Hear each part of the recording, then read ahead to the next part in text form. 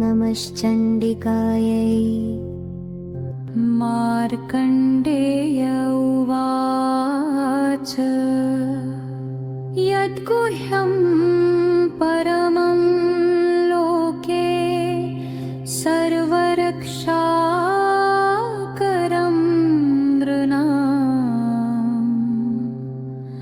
यन्न कस्यचिदाख्यातं तन्मे ब्रूहि पितामह। बं ब्रह्मं नमः चण्डिकायै, बं ब्रह्मं नमः चण्डिकायै। अस्ति गुह्यतमं विप्र सर्वभूतोपकारकं देव्यास्तु कवचं पुण्यं तच्छृणुष्व महामुने। अहं शैलपुत्री च द्वितीयं ब्रह्मचारिणी, तृतीयं चन्द्रघण्टेति कुष्माण्डेति चतुर्थका। पञ्चमं स्कन्दमातेति षष्ठं कात्यायनीति च सप्तमं कालरात्रिश्च महागौरीति चाष्टमम्। नवमं सिद्धिदात्री च नवदुर्गाः प्रकीर्तिता। उक्तानेतानि नामानि ब्रह्मणैव महात्मना। अग्निना दह्यमानस्तु शत्रुमध्ये गतोऽपि वा विषमे दुर्गमे चैव भयार्ता शरणं गता। तेषां जायते किञ्चिदशुभं रणसङ्कटे नापदं तस्य पश्यामि शोकदुःखभयं नहि। यस्तु भक्त्या स्मृतानूनं तेषां वृत्तिप्रजायते। ये त्वां स्मरन्ति देवेशि रक्षसे तान्न संशयः। कवचेनावृतो नित्यं यस्तु भक्त्या पठेन्नरः स सर्वत्र विजयी स्यात्, सर्वत्र विजयी भवेत्। इदं तु देव्या कवचं देवानामपि दुर्लभं यः पठेत् प्रयतो नित्यं त्रिसन्ध्यं श्रद्धयान्वितः। दैवी कला भवेत् तस्य त्रैलोकेष्वपराजितः। जीवेद्वर्षशतं सा क्रमपं मृत्युविवर्जितः। नश्यन्ति व्याधयः सर्वे लूता विस्फोटकादयः।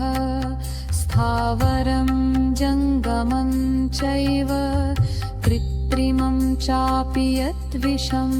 अभिचाराणि सर्वाणि मन्त्रयन्त्राणि भूतले भूचराखेचराश्चैव जलजाश्चोपदेशिका।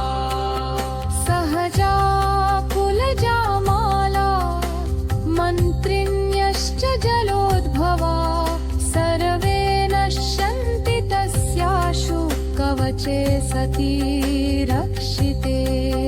चामुण्डा वाराही चैव ऐन्द्रीगजसमारूढा। वैष्णवी गरुडारूढा माहेश्वरी वृषारूढा। कौमारी शिखिवाहना लक्ष्मी पद्मासनस्था। ईश्वरी वृषवाहना ब्राह्मी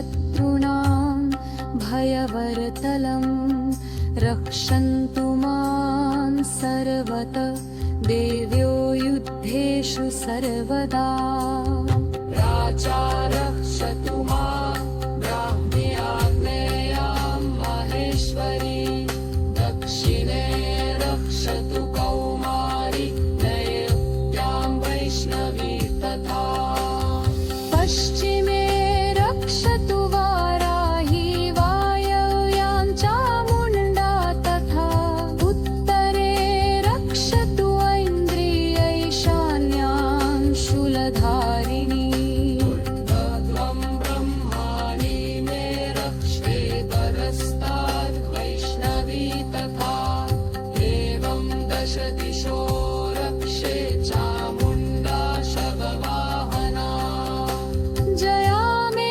जाग्रतः पातु विजया पातु पृष्ठतः अजिता वामपार्श्वे तु दक्षिणे चापराजिता शफग्नेत्योतिनी रक्षेतु मामूर्ति व्यवस्थिता मालाधरी ललाटे च भ्रुवौ रक्षतु यशस्विना किरीटा च भ्रुवोर्मध्ये लनधन्ता च रासिका शङ्खिने चाक्षशोर्मध्ये शुक्लयोर्वारासी कपालिनी कर्णमूले नसितायां च चामुण्डा मुखे चण्डिका रक्षे चित्मां चामुण्डकलशा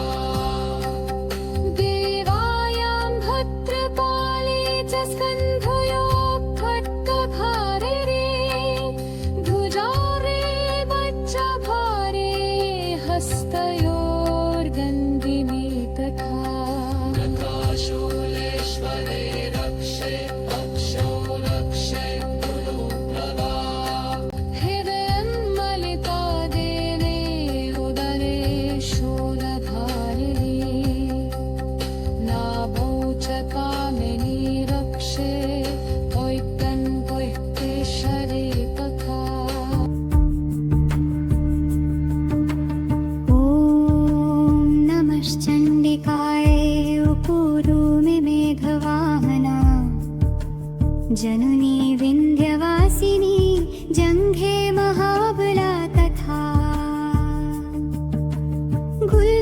गुल्फयोर्नारसिंही च पादौ मे पद्मवासिनी पादाङ्गुलीषु शिरक्षेत् सर्वाङ्गे सर्वमङ्गला एवं स्तुत्वा महादेवीं त्रिसन्ध्यं यः पठेन्नरः न तस्य जायते किञ्चिदशुभं रणसङ्कटे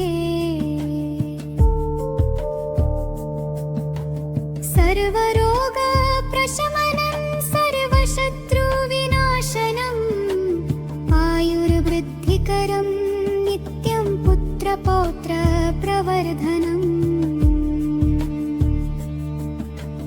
यः पठेत् श्रद्धया नित्यं भक्तियुक्तः समाहितः स सर्वत्र विजयी स्यात् देवी कृपया न संशयः।